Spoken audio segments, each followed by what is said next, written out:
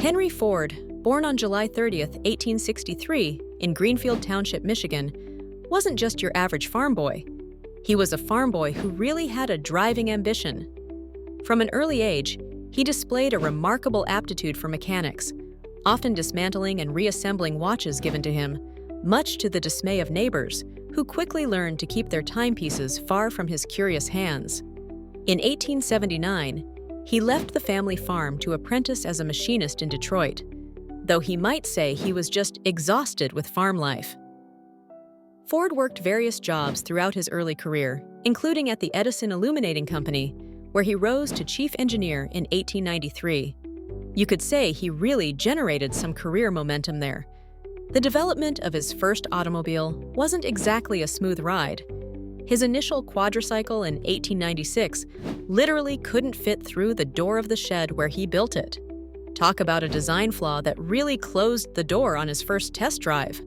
After 2 failed attempts at starting automobile companies, Ford finally established the Ford Motor Company in 1903 with $28,000 from 12 investors. Little did those investors know they had just bought tickets to the greatest automotive show in history. His introduction of the Model T in 1908 revolutionized not just transportation, but manufacturing itself. Ford didn't just build cars, he built an entire production philosophy with his assembly line in 1913, reducing chassis assembly time from 12.5 hours to just 93 minutes. You might say he really conveyed efficiency to the industrial world. Ford's personal life included his marriage to Clara Bryant in 1888, with whom he had a son, Edsel. Though Ford loved his family, his true passion was tinkering with machinery and revolutionizing industry, which occasionally made him an absent father and husband. He was present in body, but his mind was often motoring elsewhere. His complex legacy includes pioneering labor practices like the $5 workday announced in 1914, double the standard wage, while simultaneously implementing oppressive workplace controls through his sociological department, which monitored employees' private lives.